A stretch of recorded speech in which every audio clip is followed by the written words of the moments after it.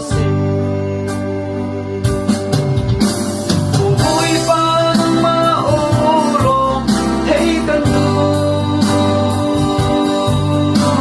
Taksalit hilong karaw in gandang na Hiwalay lipin kiyat sana o gandang naso Kan patian ulong kan sa damna asin Nagbialin hata lang pusat tuju patian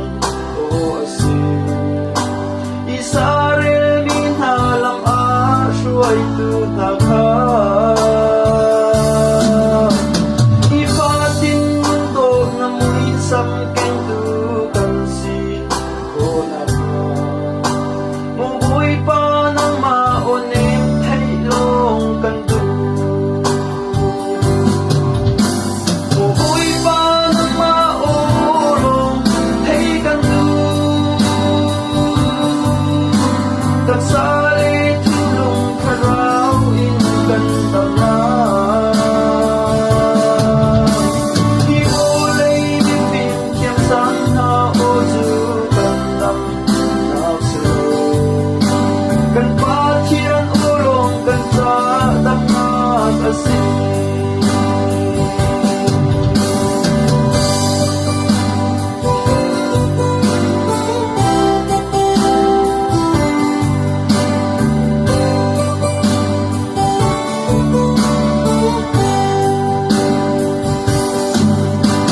Andiyaw i-prophet diw na o ni Jun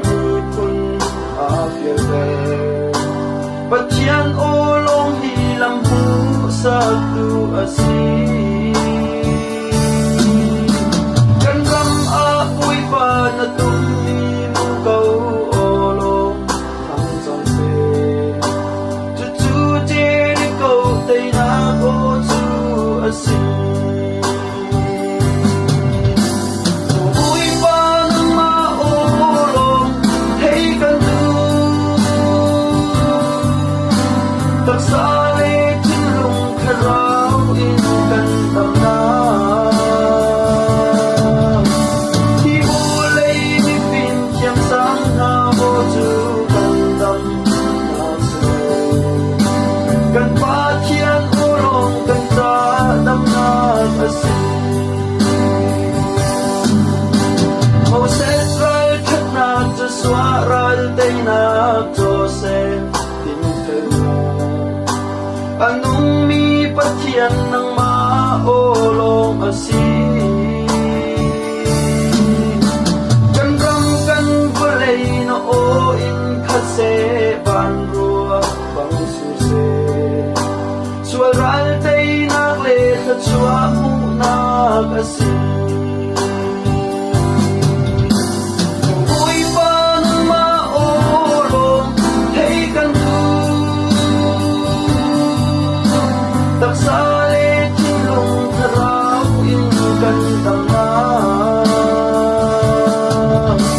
Hiwalay lipin kiyang sana o gandang naso Kan patian ulong kan sa damnat asin